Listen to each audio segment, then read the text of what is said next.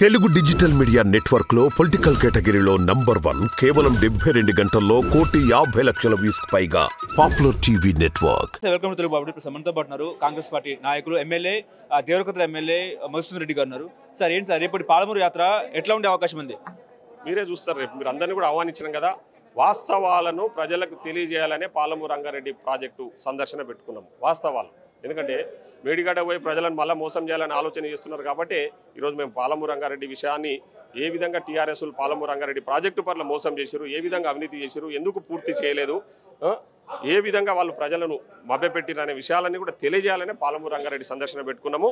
ఖచ్చితంగా వాస్తవాలను కూడా ప్రజలకు వివరిస్తాం. నిజంగా జలదోపిడి జరిగిందంటారా? కేసీఆర్ హయాంలో కృష్ణా జిల్లాల వాటా విషయంలో ఆంధ్రాకు జలదోపిడి జరిగిందంటారా? 100% ఉమ్మడి ఆంధ్రప్రదేశ్లో 44,000 క్యూసెక్ల నీటిని పోతిరెడ్డిపార ద్వారా రాయలసీమకు తరలించింది. ఇప్పుడు 92,000 క్యూసెక్లను ఈరోజు పాలమూరు రంగారెడ్డి పోతిరెడ్డిపాడు ప్రాజెక్టు పేరు మీద మన నీళ్లను 92,000 క్యూసెక్ల నీళ్లను ఆంధ్రప్రదేశ్లో దోచుకపోతుంటే వీళ్ళు చూస్తూ ఊరుకున్నారంటే 100% వీళ్ళు వాళ్ళతో కొల్లుడైన కాబట్టి ఈరోజు 92,000 క్యూసెక్లు దాదాపు 11 టీఎంసీల నీళ్లు ఈరోజు ప్రతిరోజు మన నీళ్లు వాళ్ళు దోచుకోపోయారు ఆంధ్రప్రదేశ్ వాళ్ళు. దానికి ఇదంతా కూడా దీనికి కారణం ఈరోజు కేసీఆర్ అని చెప్పి సందర్భంగా తెలియదు. అంటే రేపు మేడిగడ్డ వాళ్ళు వెళ్తున్నారు, మేడిగడ్డకు ఎట్లా చూస్తారండి? రేపేమో మీరు కూడా పాలమూరు యాత్ర. మేడిగడ్డ విషయానికి అదే చెప్తా ఉన్నాం. మేడిగడ్డ ఆల్రెడీ మేము సందర్శించినాము. మేడిగడ్డలో మీ అందరి మిత్రులను అంటే మీడియా మిత్రులను తీసుకుపోయి వాస్తవాలన్నీ కూడా ప్రజలకు చూపించినాం. ఇంకా మీరు పోయి చేసేదే ఉందాడా? చేసిన తప్పులను కప్పిపుచ్చుకోనికి ఈరోజు మళ్ళీ పోయి మేడిగడ్డకు పోతున్నాం. ఏం చేస్తావు మేడిగడ్డకు పోయి? మేడిగడ్డకు పోయి చేసేది ఏంటి? ఆల్రెడీ పిల్లర్స్ పొంగినాయి, నిపుణులు చెప్పారు, దీన్ని పట్టించుకోలేదు, దీన్ని మేము నిపుణులు చెప్పినట్టు చేయలేదు కాబట్టి ఈరోజు ఈ పరిస్థితి దాపురించిందని దానికి పూర్తి బాధ్యత ఈరోజు కేసీఆర్, కేటీఆర్, హరీష్ రావు గారు. మీ కుటుంబం వల్లనే ఈరోజు కాళేశ్వరం ఆ గతి పట్టింది. సో దాన్ని కప్పిపుచ్చుకోవడానికి మీరు పెట్టుకున్న టూర్ తప్ప అంతకుమించి ఏం లేదు. అంటే సంగమేశ్వర టెండర్లు కేంద్రానికి అప్పగించారని మీరు అనుకుంటారా? లేదు, సమస్య లేదు. 100% మేము ఇయ్యమని చెప్పేసి మా అసెంబ్లీలో మా ఇరిగేషన్ శాఖ మంత్రి గారు క్లియర్గా చెప్పారు. మేము ఇచ్చే ప్రసక్తే లేదు. అంటే ఎన్ని టీఎంసీలు రావాలంటారు మీ యొక్క ప్రాంతానికి? దాదాపు అంటే తెలంగాణకు మనకు రావాల్సిన వాటా తెలంగాణ అంటే మన దగ్గర కృష్ణానది పరివాహక ప్రాంతం ఏదైతుందో క్యాచ్మెంట్ ఏరియా 68% ఉందంటే 68% అన్నప్పుడు దాదాపు 500 టీఎంసీలు మనకు రావాలి.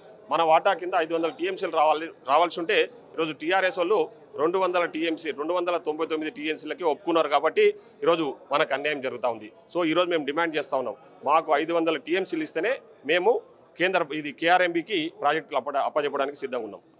నిజంగా మీ ప్రాంతానికి కేసీఆర్ ఎడారి చేశారంటే ఏం చెప్తారు? 100% అది వాస్తవం కదా. రేపు ఆ వాస్తవాలనే చూపించడానికి రేపు మేము పాలమూరు రంగారెడ్డి విజిట్ పెట్టుకున్నాం. అవన్నీ చూపిస్తాం రేపు. కాళేశ్వరం ప్రాజెక్ట్ ఎట్లా చూసారండి? కరెక్ట్ అంటారా?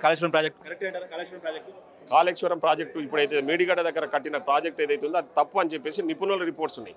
నిపుణులే చెప్తున్నారు, మేము చెప్పడం కాదు. అది మేము నిపుణులం కాదు. నిపుణులు చెప్పిన వాస్తవాలను ప్రజలకు తెలియజేయాలని మేము మన విజిట్ పెట్టుకున్నాం. అవన్నీ తెలిసిపోయినాయి ప్రజలకు వాస్తవాలు తెలిసిపోయే వరకు వీళ్ళు గుమ్మడికాయలు దొంగ భుజాలు తడుపుకున్నట్టు రేపు మేడిగడ్డ పోతున్నారు తప్ప వీళ్ళు పోయి చేసేది ఏం లేదు. వీళ్ళ భాగవతం అంతా ప్రజలు తెలుసుకున్నారు. కృష్ణా జిల్లాలో ఇప్పటికీ రాష్ట్రానికి వాటా దక్కలేదంటారా? దక్కలే, పూర్తి స్థాయిలో దక్కలే. అన్యాయం జరుగుతుంది. పూర్తి స్థాయిలో దక్కలేదనే కదా మేము ఇయ్యమని చెప్తున్నాం. ప్రాజెక్టులు అప్పచెప్పే ప్రసక్తే లేదు. పూర్తి స్థాయిలో మాకు వాటా దక్కినాకనే మేము కేంద్రానికి ఏదైతే కేఆర్ఎంబీ ఉందో కృష్ణా రివర్ మేనేజ్ బోర్డుకు ప్రాజెక్టులు అప్పచెప్పే పరిస్థితి గురించి అప్పుడు ఆలోచన చేస్తాం. ఇప్పుడు మీ ప్రభుత్వం ఉంది కాబట్టి ఎట్లా ఉండే అవకాశం ఉంది? చాలా పారదర్శకంగా ప్రజాపాలన అందిస్తున్నారు మా ముఖ్యమంత్రి గారు. అన్ని విషయాలు కూడా ప్రజలకు చెప్పి ప్రజలు మెచ్చే పాలన మేము అందించాలనుకుంటున్నాం. ఆ విధంగా ముందుకు వెళ్తా ఉన్నాం. ప్రజలు కూడా ఆ విధంగా హర్షం వ్యక్తం చేస్తా ఉన్నారు మా పాలన పట్ల. కాళేశ్వరం విషయంలో అవినీతిని బయటకు పెట్టే అవకాశం ఉందంటారా? ఖచ్చితంగా సిట్టింగ్ జడ్జితో అవినీతికి ఆదేశించడం. ఆల్రెడీ సిట్టింగ్ జడ్జి అపాయింట్ అయితే ఇమీడియట్లీ ఆ రిపోర్ట్స్ అని కూడా బయట పెడతాం. దానికి బాధ్యులను పూర్తిగా ఖచ్చితంగా శిక్ష పడుతుందని చెప్పి కూడా ఈ సందర్భంగా తెలుస్తాం. Thank you.